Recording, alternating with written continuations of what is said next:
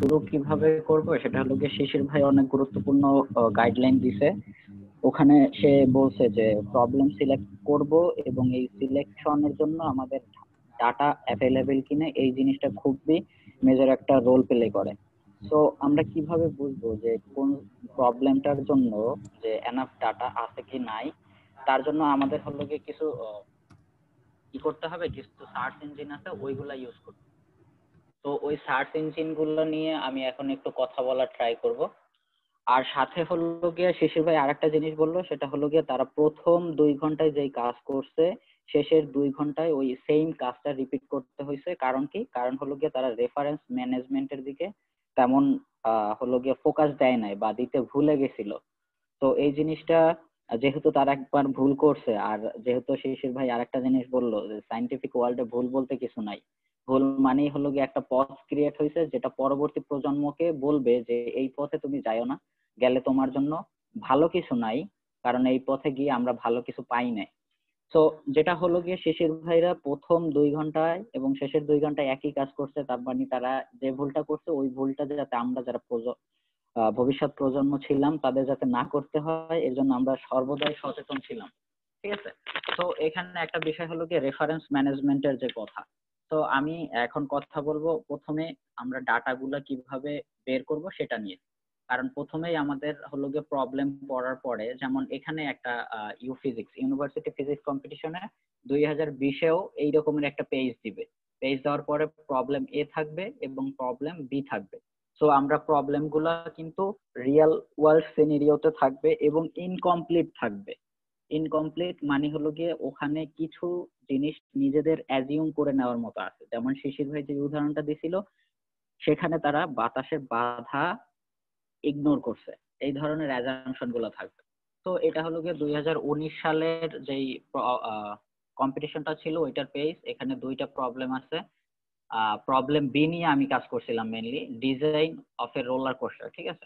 তো আমরা প্রসিডিওর সেমই ছিল। প্রসিডিওর কি প্রথমে আমরা 2টা প্রবলেমই পড়ছি এবং পড়ার পরে আমাদের কাছে মনে হয়েছে যে হলো গিয়ে কোনটা নিয়ে কাজ করলে আমরা ডাটা বেশি এক্সট্রাক্ট করতে পারবো। এখন একটা জিনিস হলো কি, যেটা আমার হিউম্যান মাইন্ড যে জিনিসটা ভিজিবল মানে যেটা কল্পনা করতে পারে ওইটা নিয়ে বেশি কাজ করতে পারে। সো আমাদের কাছে রোলার কোস্টার জিনিসটা বেশি ভিজিবল মনে হয়েছে, কারণ আমরা রোলার কোস্টার নিজেরা দেখছি।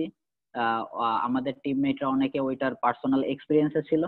তো ওখানে কি কি হয় না হয় ওইটা নিয়ে মোটামুটি আমাদের ধারণা ছিল। কারণ কি হয়, একটা রোলার কোস্টারে উঠলে কোথাও কোথাও স্পিড বেড়ে যায়, কোথাও কোথাও আমরা আপসাইড ডাউন হয়ে যাই, কোথাও হলো গিয়ে গ্রাভিটেশনাল পুলের জন্য হলো গিয়ে আমাদের বডির উপরে কোন ধরনের ইম্প্যাক্ট হয়। তো এই ধরনের অনেকগুলো জিনিস ছিল। তো আমরা এই ডাটা অ্যাভেলেবিলিটি নিয়ে এবং হলো গিয়ে নিজেদের অ্যাপ্রোচ করতে কোথায় সহজ হবে সেটা নিয়ে কাজ করছি। ঠিক আছে। তো এক্ষেত্রে আমরা কিছু জিনিস কয়েকটা সাইট খুবই ফলো করছি। এর মধ্যে যেটা টপে ছিল সেটা হলো গিয়ে গুগলের স্কলার্স। তো গুগল স্কলার্স এর সুবিধা কি, এখানে হলো গিয়ে যতগুলো ওয়েল নোন জার্নাল আছে সবগুলো জার্নালে যেই পেপার গুলো পাবলিশ হয় সেই পাবলিকেশন গুলো এখানে তুমি কিওয়ার্ড দিয়ে সার্চ করতে পারবা। এটা একটা সুবিধা। একদম গুগলের মতোই কনসেপ্ট, যেমন আমরা যে যা কিছু জানি না তাই যেমন গুগল করি, এখানেও সেই রকমের আমাদের যা দরকার হবে ওইটা লিখে আমরা সার্চ দিব। যেমন আমার রোলার কোস্টার দরকার ছিল, তো আমি রোলার কোস্টার লিখে সার্চ দিছিলাম। এরপরে আমার এখানে অনেক হলো গিয়া রোলার কোস্টারের উপরে প্রায় 48,300টা রেজাল্ট আসছে, কিন্তু আমার তো এতগুলো পড়ার সময় নেই এত শর্ট সময়ে। তো আমি কি করব? তো আমার যেটা করার দরকার বা যেটা ছিল সেটা হলো গিয়ে জনি স্যার যেই কথাটা বললো যে একটা পেপারের মূল বিষয়টা ডেসক্রাইব করে তার টাইটেল। তো আমরা প্রথমে টাইটেলটা পড়ছি এবং সাথে সাথে সাইটেশনটা দেখে ফেলছি যে সাইটেশন কত। সাইটেশন যেই পেপারের সাইটেশন যত বেশি সেই পেপার এর প্রতি আমরা গুরুত্ব তত বেশি দিছি। ঠিক আছে। প্রথমে কন্টেন্ট মানে টাইটেল এবং অ্যাবস্ট্রাক্ট পড়ে আমরা বুঝতে পারছি যে এটা আমাদের কাজের সাথে যায় কি যায় না। তারপরে আমরা দেখছি এটা সাইটেশন কেমন। তো সাইটেশন দেখার পরে ওকে বুঝতে পারছি যে হ্যাঁ এটা আমাদের কাজে যায়। যেমন সাপোজ যে আমাদের প্রথমে যেটা আছে এইটাই আমি নিলাম যে এটাই আমার কাজে লাগবে। তো এটা এখানে ক্লিক করার পরে কিছু একটা দিবে আমাকে। আমার ইন্টারনেট কানেকশন মেবি একটু স্লো। আচ্ছা, এখানে আমার ফরচুনেটলি পুরো জার্নালটাই দিয়ে দিছে, কিন্তু কখনো এটা হয় না। তো এখানে যেইগুলোর পাশে পিডিএফ লেখা আছে ওইগুলা মানে অ্যাভেলেবেল, এটা পিডিএফ মানে ফুল জার্নাল। দ্বিতীয়টার কোনো পিডিএফ দেয়া নাই পাশে, তার মানে এটার অ্যাভেলেবেল না। সো আমি এখানে যাচ্ছি দেখানোর জন্য। তো এখানে যাওয়ার পরে আমরা দেখবো যে এটা টাইটেল আসছে এবং অ্যাবস্ট্রাক্ট আসছে, আর সাইটেশন নেওয়ার জন্য যিনি যা যা দরকার সেটা আসছে। এই যে এখানে এই যে টাইটেল আসছে, তারপরে অথরের ইনফরমেশন আসছে এবং অ্যাবস্ট্রাক্ট আসছে, আর এখানে কিওয়ার্ড গুলো আসছে। ঠিক আছে, তো আমি পড়লাম, পড়ার পরে এখানে সাইডে আরো কিছু জিনিসপত্র আছে, যেমন ফিগার থাকার কথা। এই যে ফিগার আছে, একটা ফিগার দেওয়া আছে। তো ফিগার টিগার দেখে যদি মনে হয় যে হ্যাঁ এই জিনিসটা আমার সাথে যায়, তো সাথে সাথে যখনই মনে হবে এই পেপারটা আমার কাজে লাগবে, সাথে সাথে আমার এইটাকে প্রিজার্ভ করতে হবে। এই জিনিসটাকে আমি বলতেছি রেফারেন্স ম্যানেজমেন্ট সিস্টেম। ঠিক আছে, রেফারেন্স ম্যানেজমেন্ট আমি কিভাবে করব, এটা করার অনেকগুলো উপায় আছে। সেগুলো হলো গিয়ে আমরা চাইলে রেফারেন্স ম্যানেজমেন্টের কিছু টুলস আছে সেগুলো ইউজ করতে পারি। যেমন আমি পার্সোনালি একটা টুলস ইউজ করি, সেটা হলো গিয়ে ম্যান্ডেলি ওয়েব ইম্পোর্টার। এটা হলো গিয়ে ক্রোমের একটা এক্সটেনশন। যে কেউ চাইলে ক্রোম এক্সটেনশনের যে স্টোর আছে ওখান থেকে নিয়ে নিতে পারবে, অথবা কেউ চাইলে এভারনোট ইউজ করতে পারে। ঠিক আছে, এই টুলস গুলা যাদের দরকার আছে অনেকেই ইউজ করে, যারা ইউজ করেন না তারা নামগুলো লিখে রাখতে পারো চাইলে। যে হলো গিয়ে একটা হলো গিয়ে ম্যান্ডেলি ওয়েব ইম্পোর্টার। এটা কেমন দেখতে সেটা আমি একটু এখানে দেখাই দিই। এখানে আমার রেফারেন্স ম্যানেজমেন্ট সাইট আছে। তো এখানে অথর আছে, ইয়ার আছে এবং টাইটেল অনুযায়ী এই পেপার গুলা এখানে আছে। আমি এইগুলা হলো গিয়ে রিসেন্টলি পড়ছি। তো যেমন কোন একটার উপর যদি আমি ডাবল ক্লিক করি, তো ওটার ইনফরমেশন এবং ওইটার আর্টিকেলটা আসবে, লোড হচ্ছে। তো এই যে আসছে। তো আমার এখান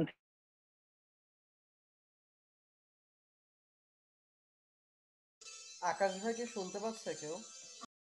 এটা চাইলে আমি হাইলাইট করে রাখতে পারবো, অথবা হলো গিয়ে এটার পাশে এই লাইন নিয়ে হলো গিয়ে আমি চাইলে নোট নিতে পারবো। এটা হলো গিয়ে এই ম্যান্ডেলের একটা সুবিধা। তো আমি হাইলি রেকমেন্ড করতেছি যে যাদের তোমরা সবাই হলো গিয়ে ম্যান্ডেলি বা রেফারেন্স সাইট যেগুলো আছে এইগুলা ইউজ করো। এটা একটা বিষয়। তো গেল আমাদের একটা পেপার আসছে, পেপার আসার পরে আমরা পড়লাম এবং পড়ার পরে দেখলাম এটা আমাদের সাথে রিলেভেন্ট, এবং রিলেভেন্ট হওয়ার কারণে আমরা এটাকে প্রিজার্ভ করলাম। প্রিজার্ভ কিভাবে করবে, এখানে যেহেতু ম্যান্ডেলি ওয়েব ইম্পর্টেন্ট আমার ইনস্টল করা আছে, তো এখানে ক্লিক করলে ওর হলো গিয়া ইয়ে আসার কথা, যে টাইটেলটা আসার কথা এবং অ্যাবস্ট্রাক্টটা এখানে ইম্পোর্ট করার অপশন দেওয়ার কথা। আমার নেট কানেকশন স্লো দেখে একটু লোড হচ্ছে। আচ্ছা, কারো কোনো কোশ্চেন থাকলে এতটুকুর মধ্যে একটু করে ফেলো, ততক্ষণে লোড হোক।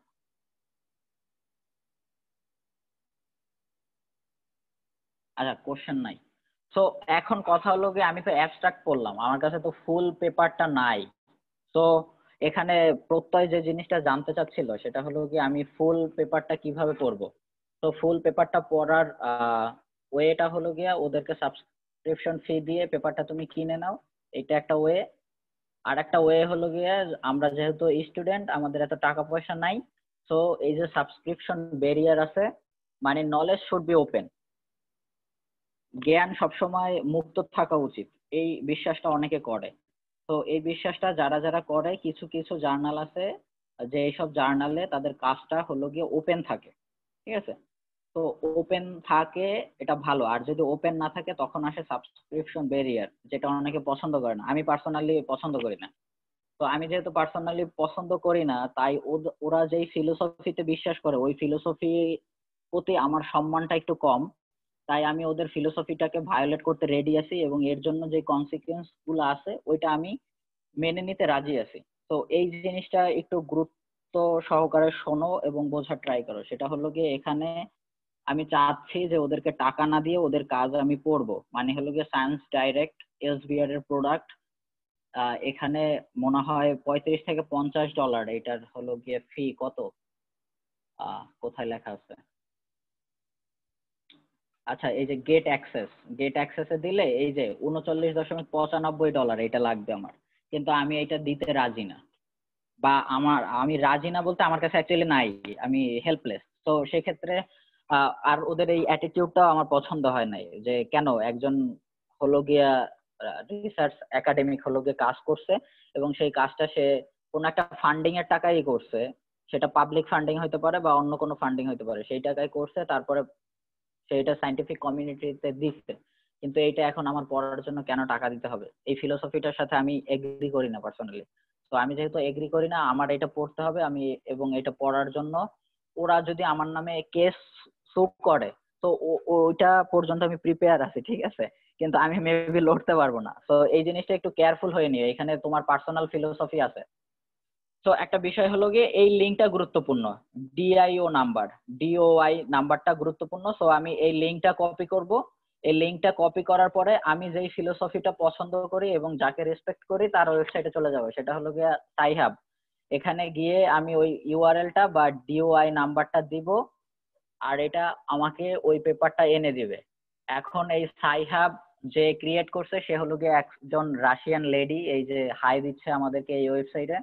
সো তার প্রতি আমার বেশ রেসপেক্ট আছে, কারণ সে যে ফিলোসফিটাই বিশ্বাস করে সেই ফিলোসফিটা হলো গিয়ে নলেজ শুড বি ওপেন, নলেজের জন্য কোনো টাকা পয়সা লাগার কথা না। তাই সে হলো গিয়া এই কাজটা করছে বা এই ওয়েবসাইটটা বানাইছে আমাদের মতো যারা আছে, যাদের টাকা পয়সা কম, তারা যাতে এই ধরনের কাজ করতে পারে এবং কমিউনিটিতে কন্ট্রিবিউট করতে পারে। সো আমি এই যে পেপারটা পাইলাম এবং পেপারটা পাওয়ার পরে এখান থেকে আমি ডাউনলোড করে ফেলবো, এবং ডাউনলোড করার পরে হলো গিয়ে আবার আসে যে বিষয় যে এটা ডাউনলোড করে ফেললাম, ওকে সেভ দিলে ডাউনলোড হয়ে যাবে, ঠিক আছে।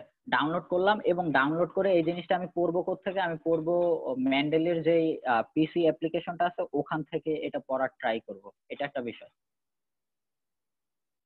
ওকে, তাহলে গেল। আচ্ছা, আমি সাইহাবে ডাইরেক্ট আসবো না, সাইহাবে আসার আগে আমি আর একটা জায়গায় যাব, ঠিক আছে। সাইহাবে আসার আগে আমি আর্কাইভে যাব। আর্কাইভটা হলো গিয়ে ওপেন, মানে এটা হলো গিয়ে যখন প্রত্যেক রিসার্চার কোনো জার্নালে যখন তাদের ম্যানুস্ক্রিপ্টটা পাবলিশ করার জন্য সাবমিট করে, তার একটা হলো গিয়ে হ্যান্ড রিটেন বলতে হলো গিয়ে আর একটা সফট কপি হলো গিয়ে আর্কাইভে পাবলিশ করার ট্রাই করে। তো এখানে আর্কাইভের ফিজিক্সের অনেক এনরিচ।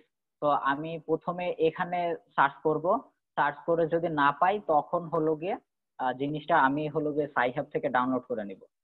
এটা হলো গিয়ে একটা ইস্যু। এতটুকু জিনিস কি বোঝা গেছে? কেউ রেসপন্স দিয়ে একটু বলো, কারণ শিশির ভাই এখানে নাই। হ্যাঁ, বুঝছি। একটা কোয়েশ্চেন ছিল, হচ্ছে করব। হ্যাঁ, অবশ্যই। আচ্ছা, আমি আর কি ওই জিনিসটা একটু মেবি নেট ল্যাগের জন্য মিস করছি। লাইক সাইহাবে আসার আগের স্টেপটা কি ছিল আর কি? লাইক কোন আচ্ছা, লিঙ্কটা এটা সাই কপি করছেন ওইটা আর কি। আচ্ছা, সাইহাবে আসার জন্য আমি কোন লিঙ্কটা কপি করছি সেটা হলো গিয়ে এইখানে আছে। হলো গিয়ে এই যে অ্যাড্রেস বারে বা ইউআরএল বারে যে ইউআরএলটা আছে এইটা, অথবা হলো গিয়ে এখানে ডিওআই নামে একটা নাম্বার আছে, এই যে এই লিঙ্কটা, ঠিক আছে। এই ডিওআই এটা কপি করছি, কপি করে হলো গিয়ে পেস্ট করছি এইখানে, যে সাইহাবের যেই ইউআরএল বক্সটা এখানে যেটা আছে, তো এখানে কপি করছি এবং ওপেন দিছি, তারপরে এটা আসছে। তুমি বুঝতে পারছো? হ্যাঁ, ক্লিয়ার।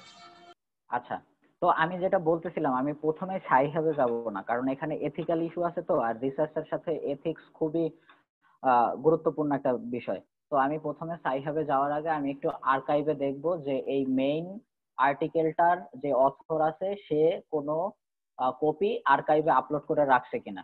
আচ্ছা, আমি ওটা দেখার জন্য একটা কাজ করতে পারি, সেটা হলো গিয়ে এই টাইটেলটা লিখে এখানে আর্কাইভের মধ্যে সার্চ করতে পারি।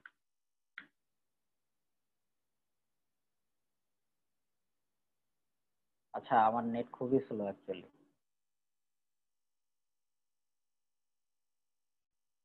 সার্চ হচ্ছে। তো যদি আমি আর্কাইভে পাই তাহলে আমি আর্কাইভ থেকে নিব। এখন এখানে একটা বিষয় আছে, সায়েন্টিফিক কমিউনিটিতে আর্কাইভে যেই পেপার গুলো থাকে সেই পেপারের সাইটেশন দেওয়া নিষেধ, মানে নেয় না, কারণ আর্কাইভে যেই আর্টিকেল গুলো থাকে সেগুলো পিয়ার রিভিউড না। এখন পিয়ার রিভিউ কি সেটা আলাদা একটা টপিক। শর্ট করে একটু বলার ট্রাই করি, সেটা হলো যে আমি একটা আর্টিকেল লিখছি, লেখার পরে এইটা আমি সাবমিট করছি, সাবমিট করার পরে 2-3 জন জাজ মিলে এটাকে যাচাই বাছাই করবে এবং তাদের কাছে যদি মনে হয় হ্যাঁ আমার কাজটা ঠিক আছে, ভ্যালিড, তখন তারা এটাকে পাবলিকেশনের পারমিশন দিবে। তো ওইটা হলো গিয়ে পিয়ার রিভিউ হয়েছে। আর আর্কাইভে যে জিনিসগুলা আপলোড হয় সেই জিনিসগুলো পিয়ার রিভিউড না।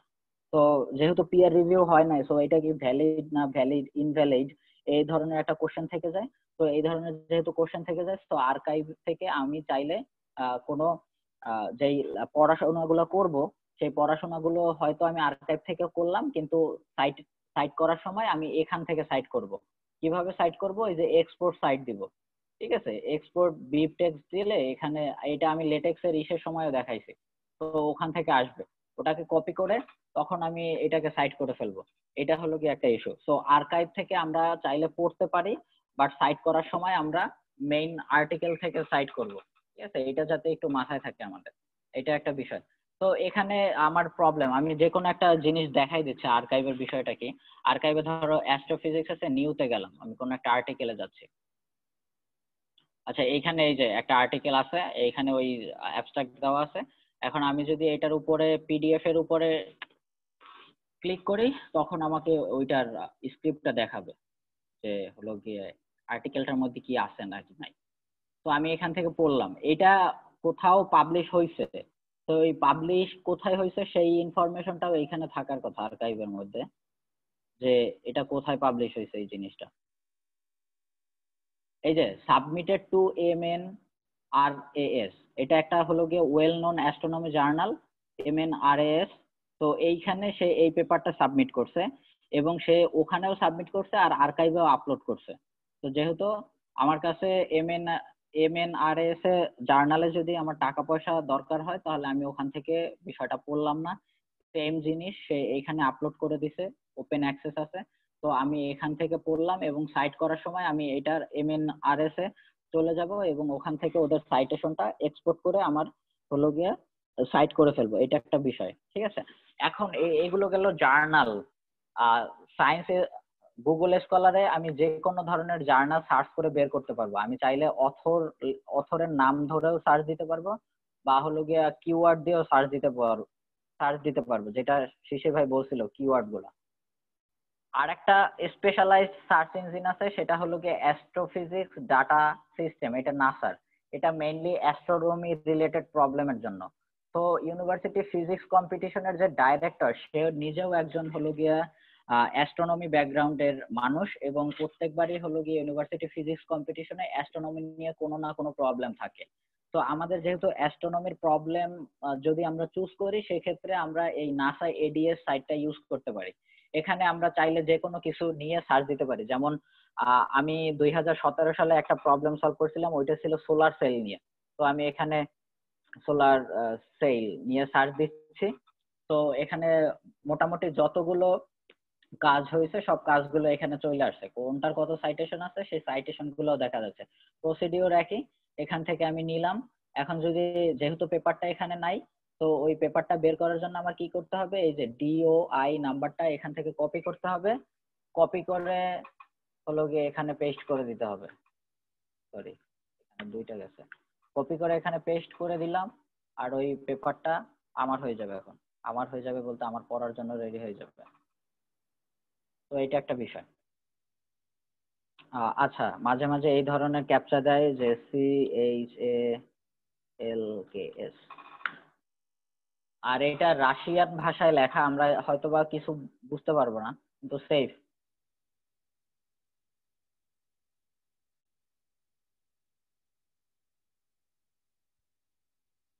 লোড হচ্ছে।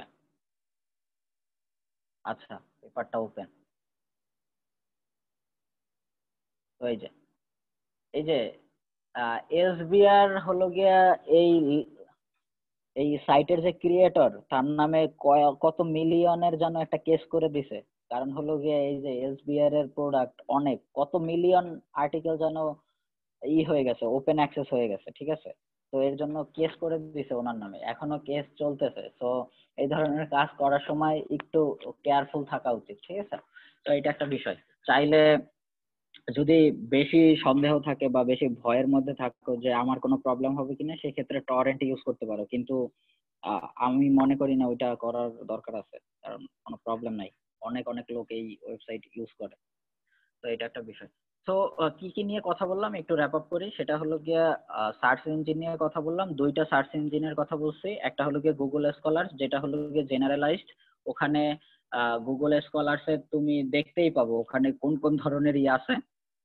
প্রথমে গেলেই এখানে মেডিকেল সায়েন্সের জিনিসপত্র পাওয়া যায়, এখানে ফিজিক্স, ম্যাথমেটিক্স, সবকিছুর জিনিসপত্র পাওয়া যায়। কোন কোন জার্নাল আছে, এই যে এই জার্নালগুলোর যে জিনিসগুলো আছে এইখানে পাওয়া যায়।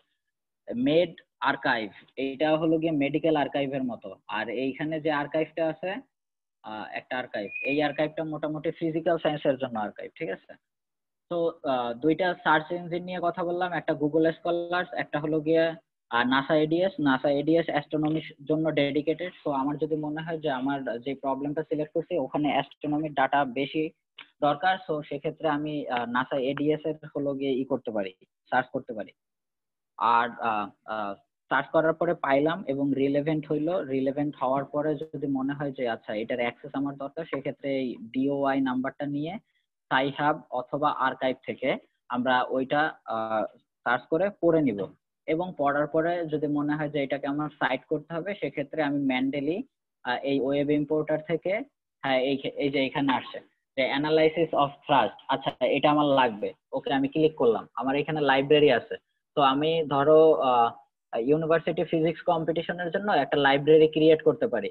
তো লাইব্রেরি ক্রিয়েট করার জন্য আমার এখানে যাইতে হবে।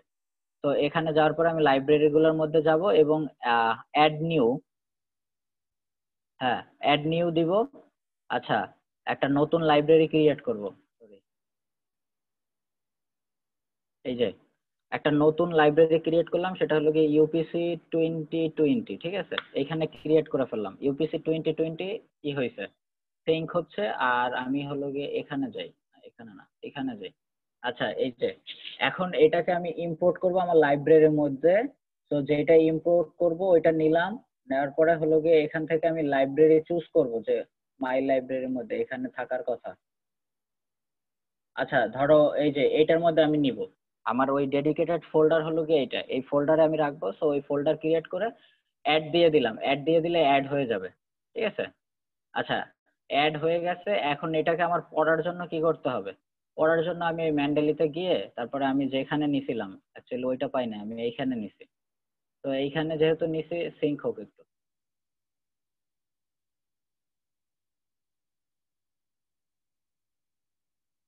ওকে, আচ্ছা অ্যাড হয়ে যাওয়ার কথা, হ্যাঁ এই যে অ্যাড হয়ে গেছে, ঠিক আছে। অ্যাড হয়ে যাওয়ার পরে আমি এটাকে পড়বো এখন। জেনারেল ইনফো যেগুলো আছে এখানে আছে, আর এটা লোড হচ্ছে।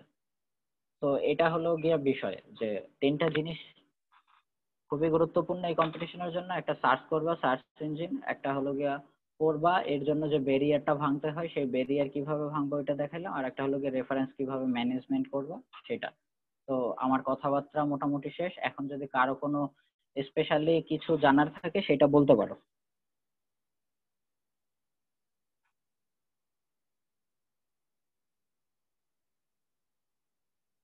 কারো কোনো কোশ্চেন না থাকলে একটু রিপ্লাই দিতে হবে যে কোশ্চেন নাই। চ্যাট বক্স তো খালি, নাই আপাতত। আকাশ ভাই, হ্যাঁ ভাই সাইটেশনের ব্যাপারে আমি একটু জানতে চাচ্ছি যে যে কোনো রিসার্চ পেপার থেকে সাইটেশন করতে হলে শুধুমাত্র সেই রিসার্চ পেপারের কি দিতে হবে, মানে সেটার পেজ নাম্বার না টপিক? না, সেটার কি দিতে হবে সেটা আমি যেদিন লেটেক্স দেখাইছিলাম ওই দিন আমি বলে দিছি যে এটার কি দিতে হবে। যেমন হলো গিয়ে আমি এইখানে দেখাই যে এই যে পেপারটা আছে এই পেপারটা আমি সাইট করব। আমি এক্সপোর্টে গেলাম, আমার হলো গিয়ে বিব টেক্সট লাগবে, আমি বিব টেক্সটটা নিলাম। এটা ডাউনলোড হচ্ছে, একটা ফাইল ডাউনলোড হবে। আচ্ছা আমি ডাউনলোডের মধ্যে, আচ্ছা আমি ডেস্কটপের মধ্যে করি, ওইটা ডাউনলোড করলাম, ঠিক আছে। আমার এই যে এটা ডাউনলোড হয়েছে বিব ডট বিব নামে, এটাকে আমি ওপেন করি। কি দিতে হবে এটা নিজের অ্যাকচুয়ালি লেখার দরকার নাই, কি দিতে হবে সেটা ওরা অলরেডি দিয়ে দিছে, এটা তো ওপেন হইতেছে না। আচ্ছা তাহলে আমি একটু অন্য জায়গা থেকে দেখাই। রিভিউ লেটার, এখন মেবি ওপেন হবে, একবার ট্রাই করে। একবার ট্রাই করবো। নাই ভাই, ওপেন করার মতো কোনো অ্যাপ নাই। ও হ্যাঁ, এটাও ঠিক। আচ্ছা আমি এখান থেকেই যাই, এই যে এই পেপারটা ধরো আমার লাগবে, এখন এটাকে আমি সাইট করব। তো সাইট করার জন্য এক্সপোর্ট সাইটেশন দিলাম। তো এই বিবটেক্স আছে, আমার এই ফিল্ড গুলো লাগবে, জাস্ট এটা কপি করে আমি হলো গিয়ে ইসের মধ্যে ওভারলিফের মধ্যে পেস্ট করে রাখবো। আমার রেফারেন্স যে ইয়াটাতে ছিল এটার জন্য আমি সাজেস্ট করব ডে 1 এর যে ওয়ার্কশপটা ছিল ওই ওয়ার্কশপটা আরেকবার একটু দেখে নিতে। ভাই আমি তো ল্যাটেক্স পারি না, এই জন্য বলছি। আচ্ছা, লেটেক্স না পারলে মাইক্রোসফট অফিসে সাইট কিভাবে করে ওইটা খুবই কি বলবো, খুবই। আচ্ছা, এটা নিয়ে কিন্তু ওই যে একটু আগে স্যার বলেছেন কিভাবে রেফারেন্স দিতে হবে। হ্যাঁ, সেখানে এখানে অনেকগুলা স্টাইল আছে। সেই স্টাইল গুলা হলো কি, আমি একটা পেপার এখানে দেখাই যেটা ওপেন করলাম। তো এই পেপারটায় অনেকগুলো সাইটেশন আছে। সাইটেশন কিভাবে সেটা আমি বলে দিচ্ছি। এই যে এইখানে অনেকগুলো সাইটেশন আছে। এই যে রেফারেন্স, প্রথমে হলো কি অথরের নাম, ঠিক আছে, প্রথমে সবগুলো অথরের নাম দিল। তারপরে হলো গিয়ে এখানে টাইটেল। টাইটেল দিছে কি বলে, রেডিওথেরাপি অফ সামথিং। তারপরে এখানে হলো গিয়ে কোথা থেকে পাবলিশ হয়েছে, ম্যাগ্র হিল থেকে। তারপরে ইয়ার দিছে, তারপরে ডিওআই নাম্বারটা দেওয়ার ট্রাই করছে, ঠিক আছে। এই জিনিসগুলো যদি মাইক্রোসফট ওয়ার্ডে করা হয় তাহলে মাইক্রোসফট ওয়ার্ডে নিজে লিখতে হবে। আর যদি লেটেক্সে করো বা ওভারলিফে করো সেক্ষেত্রে মজার বিষয় হলো গিয়ে এই কথাগুলা, মানে 40-50টা বা 10-12টা রেফারেন্স যদি হয় ওইটা নিজের লেখার কোনো দরকার নাই, ওইটা আর একজন তোমার জন্য লিখে রাখছে, জাস্ট তোমার সাইট করতে হবে, এই কাজ। তো আমি এখনো সাজেস্ট করবো মাইক্রোসফট ওয়ার্ডে কাজ না করে লেটেক্সে কাজ করতে, কারণ এই 5টা বা 10টা সাইট লেখার জন্য, রেফারেন্স লেখার জন্য যেই পরিমাণ টাইম নষ্ট হবে, ওই টাইমটা যদি কম্পিটিশনের একদিন আগে লেটেক্সের পিছনে দেওয়া যায় তাহলে আর এত ঝামেলা হবে না। তো নেক্সট কোশ্চেন। আচ্ছা, মানে এখানে একটু করি, মানে তারপরেও যদি ইয়েতে মানে করতে চাস, মানে যে ওয়ার্ডে করবি তাহলে ওয়ার্ডে করতে পারো। সেক্ষেত্রে ওই স্যার তো বলে দিচ্ছে কি কি দিতে হবে। ওই ভিডিওটা আরেকবার দেখে ফেলিস, এই ভিডিওটা তো দিয়ে দেওয়া হবে, ভিডিওটা আরেকবার দেখে ফেলিস, ওখানে লেখা আছে যে অ্যাকচুয়ালি কি কি দিতে হবে। টাইটেলের পরে কি, বইয়ের ক্ষেত্রে কিভাবে আর পেপারের ক্ষেত্রে কিভাবে, এটা কিন্তু বলে দেওয়া আছে। ওটা একবার দেখে ফেলিস তাহলেই হয়ে যাবে। আর কোনো কারো কোশ্চেন আছে?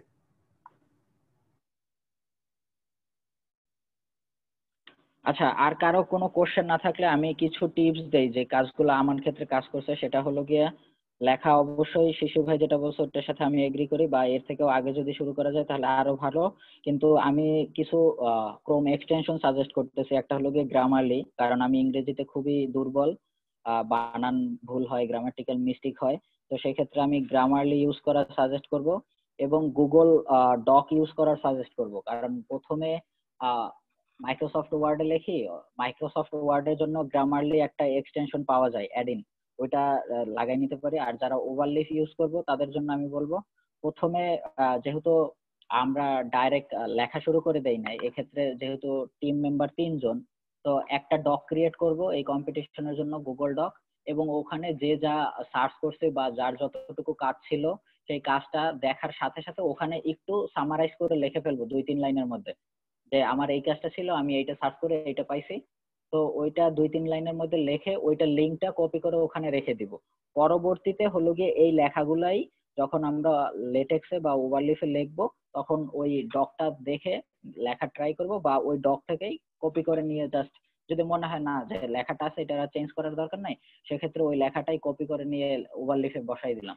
এটা একটা বিষয়। তো আমি সাজেস্ট করব যাতে কন্টিনিউয়াসলি গুগল ডক এবং ইউজ করা হয় কোলাবোরেশনের জন্য টিম মেম্বারদের মধ্যে। আর হলো গিয়ে গ্রামারলি ইউজ করতে পারো যদি মনে হয় যে আমার ল্যাঙ্গুয়েজ এফিসিয়েন্সি বা ফ্লুয়েন্সি একটু কম, সেক্ষেত্রে গ্রামারলি ইউজ করতে পারো। আর কিছু কিছু জিনিস আছে ভিজুয়ালাইজ করার জন্য, ম্যাথমেটিক্স, যেমন ডেসমস। আমি চাইতেছি কোনো একটা ফাংশনের ক্যারেক্টারিস্টিক্সটা একটু দেখার জন্য, যে ওইটা প্লট করলে কার্ভটা কেমন হবে। তো ওইগুলা ধরো আমার পেপারের জন্য দরকার নাই, বাট আমি জাস্ট এমনিতেই হলো গিয়ে দেখতে চাইতেছি কোনো একটা ইনটিউশন গ্রো করার ক্ষেত্রে, সেক্ষেত্রে এখানে আমি ফাংশনটা লিখতে পারি। যেমন সাইন এক্স এর কার্ভ দরকার, আমি সাইন এক্স লিখলাম, আর আমার এখানে সাইন এক্স এর কার্ভ চলে আসছে। তো ডেসমস ইউজ করতে পারো এই ধরনের ইনটিউশন বা কোনো হ্যান্ডি কাজের জন্য। তো দ্যাটস ইট, আর কোনো টিপস নাই আমার কাছে। ওকে, তাহলে আকাশকে ধন্যবাদ করার জন্য, সুন্দর একটা প্রেজেন্টেশন দেওয়ার জন্য। আচ্ছা, যদি কারো কোনো কোশ্চেন না থাকে তাহলে আজকের এই সেশন শেষ হবে এবং এর মাধ্যমে আমাদের ওয়ার্কশপটা শেষ হবে। তো মানে ওয়ার্কশপ নিয়ে যদি কোনো ধরনের কোশ্চেন থাকে বা এই ইউনিভার্সিটি কম্পিটিশন নিয়ে যদি কোনো ধরনের কোশ্চেন থাকে তাহলে ইভেন্টে পোস্ট করতে পারবা। সেক্ষেত্রে হয়তো আমরা যদি দেখি তাহলে আমরা হয়তো এটার উত্তর দেওয়ার চেষ্টা করবো এখানে। ঠিক আছে, সবাইকে এর জন্য বেস্ট অফ লাক কম্পিটিশনের জন্য। ওকে আচ্ছা আমি একটু বলি যে ভাই সবাইকে তো বেস্ট অফ লাক, সাথে হলো গিয়ে নাজিয়া ম্যাডাম, জাসির স্যার এবং জনি স্যারকে অনেক অনেক ধন্যবাদ, কারণ তারা মাঝে মাঝে প্রায় আমাদের সাথে ছিল। আর আমি ধন্যবাদ দেবো শিশির ভাই আর রাহাত ভাইকেও, এই ওয়ার্কশপটা ডিজাইন করতে তারা খুব হেল্প করছে।